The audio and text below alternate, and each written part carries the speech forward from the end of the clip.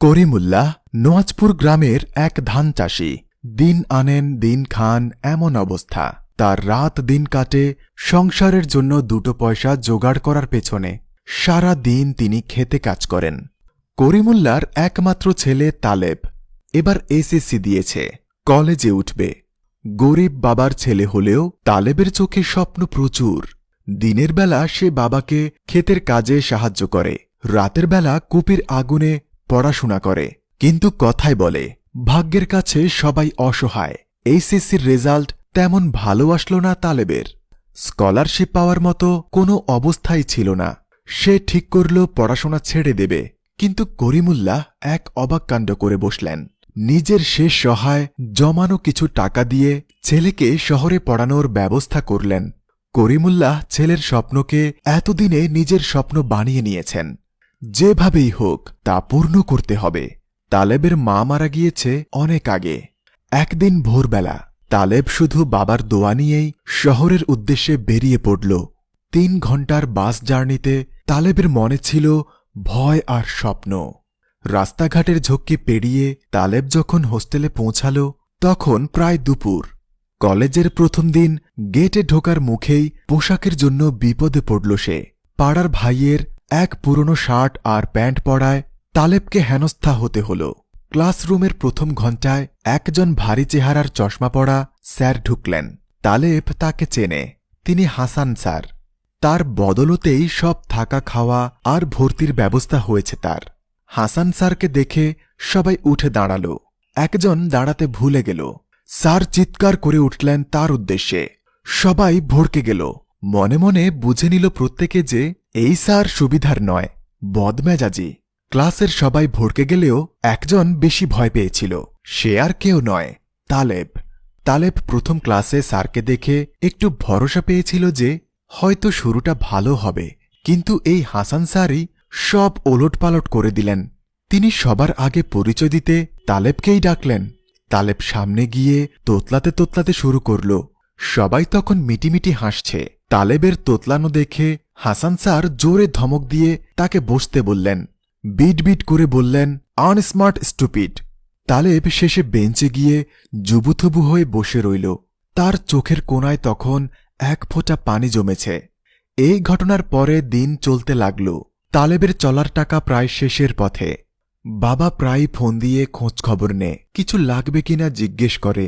তালেব বলতে পারে না, কারণ সে জানে তার বাবার সামর্থ্য নেই। সে চুপ করে থাকে। মাসের শেষের দিকে তালেব হেঁটে হেঁটে কলেজে ঢুকছিল একদিন। হাসান স্যার তার পথ আটকায়, হুঙ্কার দিয়ে বলে, এই স্টুপিড ছেলে, হেঁটে হেঁটে কলেজে কেন আসছ? কলেজ তো দূরে তোমার হোস্টেল থেকে। তালেব মাথা নিচু করে বলল, গাড়ি পাইনি স্যার। স্যার কি মনে করে যেন পকেট থেকে 1000 টাকা বের করে তালেবের হাতে দিলেন। বললেন, স্টুপিড ছেলে, একটা টিউশনি জোগাড় করতে পারো না? তাহলেই তোমার গাড়ি খুঁজতে এত কষ্ট হতো না। এরপর তিনি হন্তদন্ত করে চলে গেলেন। তালেব অবাক হয়ে দাঁড়িয়ে রইল গেটের সামনে। ছুটির সময় অনেকদিন পর তালেব একটা হোটেলে গেল। মনমতো 45 টাকার মাছ ভাত অর্ডার দিল। খেতে খেতে সে স্যারের কথাটা ভাবল, আসলেই তো একটা টিউশনি জোগাড় করতে পারলে অনেক লাভ হতো।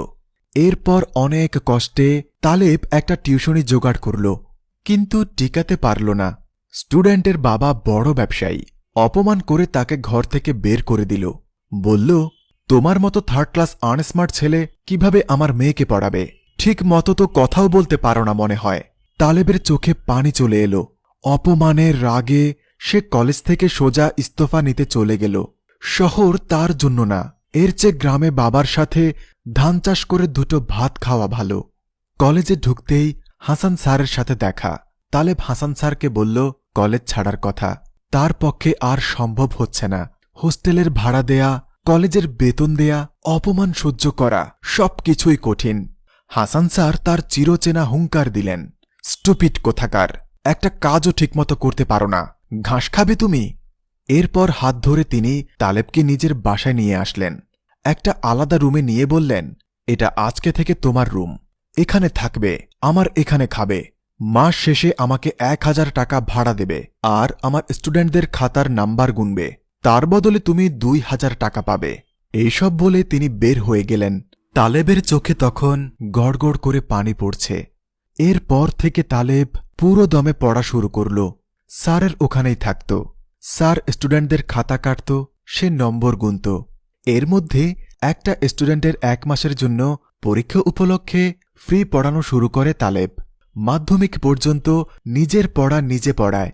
সে সব ভালোভাবে বুঝত এবং বোঝানোর ক্ষমতাও ছিল অসাধারণ। শুধু কথায় আঞ্চলিকতা ছিল, এটাই সমস্যা। মাস শেষে সেই স্টুডেন্টটা অসম্ভব ভালো রেজাল্ট এনে দেখালো।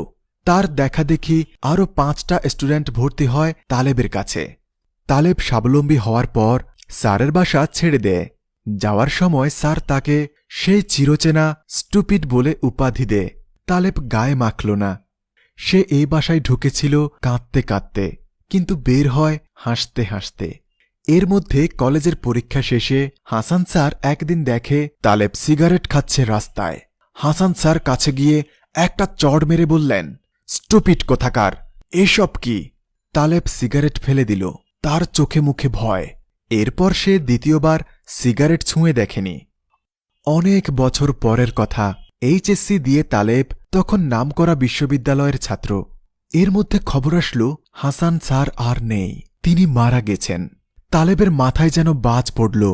জানাজার সময় তালেবের চোখের পানি যেন মাটিও শুষে নিতে পারবে না এমন অবস্থা হল। তালেবের অবস্থা যখন খারাপ, তখন একজন এসে তার পিঠে হাত রাখল। তালেব তাকিয়ে দেখল বেশ সুদর্শন একজন পাঞ্জাবি পরা মানুষ। তার পিছে এরকমই আরও কয়েকজন লোক। সেই মানুষ ভারী গলায় বললেন, আমার নাম আবির, আমি একজন বিসিএস ক্যাডার। একে একে পেছনের 3-4 জনও নিজেদের পরিচয় দিল। তালেব অবাক হয়ে খেয়াল করল তারা সবাই কোনো না কোনো বড় পোস্টে কর্মরত। কেউ ডাক্তার, কেউ অফিসার, কেউ বা শিক্ষক। সবার পরিচয় শেষে আবির বলল, তুমি নিশ্চয়ই তালেব? তোমার কথা স্যার আমাকে বলতো। পাশ থেকে একজন এসে বলল, আমরা সবাই কোনো এককালে স্যারের স্টুপিড ছিলাম, তোমার মতন। সেই সূত্রে তোমার কথা বলতো স্যার। তুমি যখন কলেজে প্রথম এসেছিলে, স্যার তোমার কথা বলেছিল আমাদেরকে। তার কাছে নাকি আরেকটা আনস্মার্ট স্টুপিড এসেছে। আবির সাহেব বলতে লাগল, আমরা সবাই স্যারের স্বপ্ন পূরণ করতে পেরেছি, তুমিও পারবে, দেখো। তিনি বেঁচে থাকলে তাহলেই শান্তি পেতেন। তালেবের শুকনো চোখে আবার পানি আসতে লাগল। সে মনে মনে ভাবল, কতটুকু ভাগ্যবান হলে স্যার তাকে স্টুপিড ডেকেছিল। আসলেই কিছু কিছু স্টুপিড অনেক ভাগ্যবান। একদিন সত্যি সত্যিই তালেব বড় একজন ব্যবসায়ী হল। সে যেখানেই যেত নিজের সফলতার নেপথ্যে হাসান স্যারকে রাখত।